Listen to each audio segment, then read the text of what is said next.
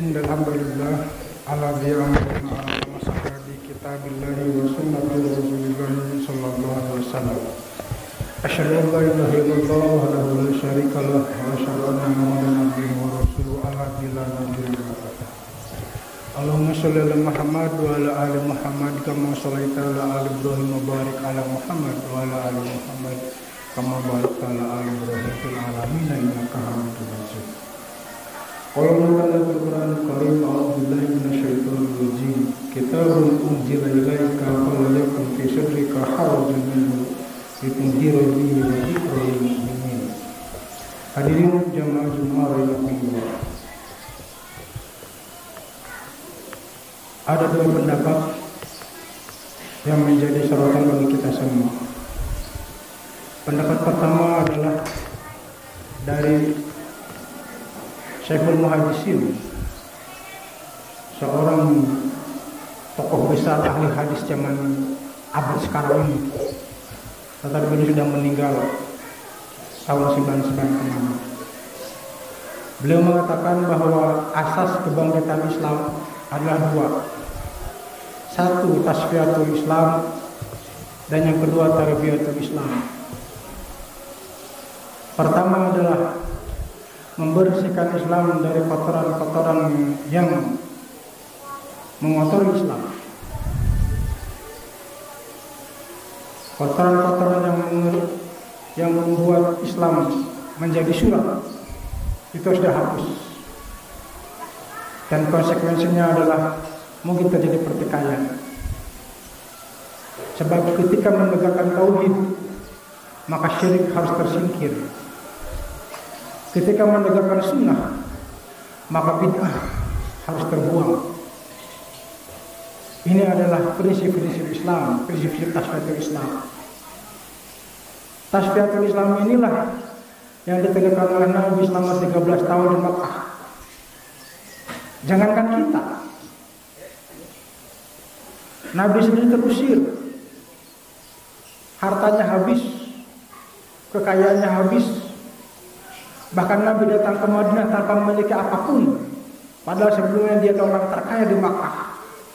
Ini karena prinsip tasfiyatul Islam. Ketika menegakkan tauhid, maka syirik akan tersingkir, dan orang-orang pelaku syirik pasti akan murka, tidak senang. Mereka menuduh Nabi mengganggu agama-agama kami. Ketika Nabi menegakkan tauhid, dianggap Nabi menghina Tuhan-Tuhan kami. Ketika Nabi menegakkan tauhid, dianggap Nabi menyepelekan atau merendahkan terhadap agama mereka. Ada konsekuensi besar menegakkan tauhid, demikian menegakkan sunnah. Maka pelaku-pelaku bid'ah juga tidak akan diam diri. Berat, tantangan terberat menegakkan Islam adalah melakukan dakwah tasfiyatul Islam, membersihkan Islam dari kotoran-kotoran yang merusak Islam. Seakan-akan Islam padahal bukan dari Islam. Yang kedua adalah tarbiyatul Islam, mengajarkan Islam kepada semua makhluk, kepada manusia. Bahkan dalam hadis Bukhari sampai dikatakan bahwa menegakkan Islam adalah perintah semua umat Islam sampai ke seantero dunia, sampai mereka mengatakan la ilaha illallah. Ini adalah pesan hadis dari Sahih Bukhari. Dan tarbiyatul Islam itu sendiri, hadirin jamaah Jumat, adalah tidak mudah. Sebab mengajarkan Islam haruslah dari orang-orang yang sangat mengerti Islam dan memiliki tauladan yang baik, caranya yang halus. Lau fadun gulidul qalbi lan fadu min haul. Wahai Muhammad, kalau engkau mengajarkan Islam dengan keras, mengajarkan Islam dengan sikap yang egois, mengajarkan Islam cek Sunda nama tipe porongos, tipe pelotot kepada orang lain, memaksa, merendahkan, dan fadu min haul, dia akan menyingkir darimu. Bukannya menerima Islam, bahkan mungkin akan melecehkan Islam, atau bahkan mungkin tidak senang dengan Anda sendiri. Nah, boleh. Keberhasilan Islam di Indonesia di tahun-tahun zaman kerajaan adalah karena kelembutan, bukan dengan penjajahan. Para wali Songo dan para wali 9 dan semua ulama-ulama yang datang dari Arab, dari Gujarat, dari semua, mereka mengajarkan Islam dengan lemah lembut. Inilah yang membuat tertarik. Sementara Protestan dibawa oleh Belanda, Katolik dibawa oleh Portugis, tapi Islam di Indonesia dibawa oleh para pedagang yang tidak mencari keuntungan. Nabi sendiri mengatakan al-Islam itu rahmatan lil alamin. Islam mendatangkan rahmat, bukan mendatangkan peperangan, bukan mendatangkan pertikaian, bukan mendatangkan dendam dan sebagainya. Rahmat. Habis harta Khadijah untuk memerdekakan hamba sahaya yang terzalimi sehingga mereka masuk Islam. Pernyataan dari Syekh Muhammad Abduh, al-Islamu mahjubun bil muslimin. Islam itu dirusak oleh orang-orang Islam sendiri. Islam dirusak, tauhidnya dirusak oleh orang Islam sendiri menjadi syirik. Sunnahnya dirusak oleh orang Islam sendiri menjadi bid'ah, menjadi khurafat, tahalul sebagainya. Dan kelembutan Islam itu sendiri dirusak oleh kebrigasan manusia itu sendiri. Sehingga di antara sesama muslim bertengkar. Bahkan dari semua karakter orang-orang beragama yang paling mudah bertikai justru di kalangan orang Islam. Seorang pengamat internasional mengatakan, dari semua negara-negara yang karakternya mudah bertikai adalah negara Timur Tengah, padahal sama Islam. Ketika datang Nabi ke Madinah, selain menjadikan masjid yang sangat sederhana, mempersatukan dua kabilah yang bertengkar, bertikai selama 120 tahun antara Aus dan Khazraj. Hadirin kaum muslimin, selama kita tidak pernah bersatu, Islam tidak akan pernah maju. Karena satu-satunya ingin menghancurkan Islam adalah bagaimana mencerai-beraikan kaum muslimin. Ada sebuah satu diskusi di kalangan para ahli agama yang non-muslim.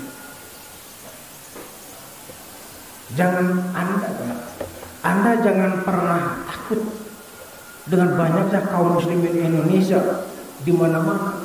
Ketahuilah, sesungguhnya di antara mereka bertikai. Hai kaum muslimin, kehancuran kerajaan-kerajaan Islam di Indonesia antara dari Batam sampai Samudra Pasir itulah pertikaian. Dan hancurnya Bani Umayyah juga bertikai, saling berebut kekuasaan. Hancurnya Bani Abbasiyah juga bertikai. Bahkan pertikaian itu dimulai sejak zaman fitnah yang menimpa Utsman bin Affan. Utsman bin Affan difitnah menyuruh salah satu pejabatnya untuk membunuh salah seorang dari keturunan Mesir. Sehingga akhirnya Utsman bin Affan terbunuh dan perbuatan sampai sekarang antara Sunnah dan Syiah. Itulah hadirin kaum muslimin. Kita harus kembalikan kepada Al-Quran. Di sini surat Al-A'raf mengatakan, Kitabun unzila ilaika falayakun fi sadrika harajun minhu.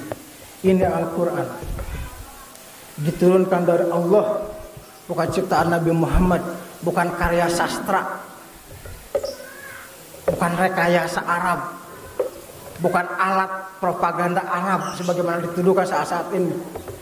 Kitabun unzila ilaika, kitab diturunkan oleh Allah kepadamu. Falayakun fi sadrika harajun minhu. Janganlah ada rasa berat dada di hatimu dari Quran itu sendiri. Jangan merasa sesak dada terhadap keterangan-keterangan Al-Quran. Litunziru bihiku. Hendaklah kalian memperingatkan manusia kepada Quran. Wa dzikrul lil mu'minin. Dan hendaklah Quran menjadi pelajaran bagi orang beriman. Hadirin kaum muslimin, bagaimana kalau Al-Quran itu sendiri kita tolak? Hukum-hukum dari Al-Quran ini kita sendiri kesampingkan. Ini salah interan. Ada satu ancaman dari Allah. Barang siapa yang menolak Quran, Wa kam min qaryatin ahlaknaha, berapa banyak lalu azab kami datang di waktu malam. Auhum qailun, atau mereka sedang santai di siang hari akibat menentang Quran.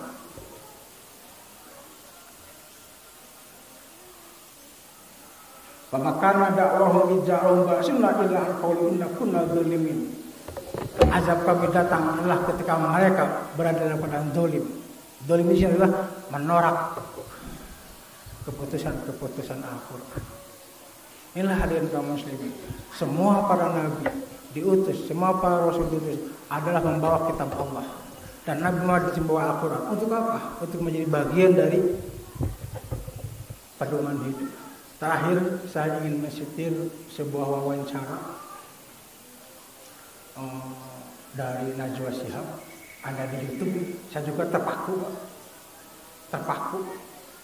Najwa Shihab mewawancari Mahathir Muhammad. Mungkin ini bagi pelajaran bagi kita semua.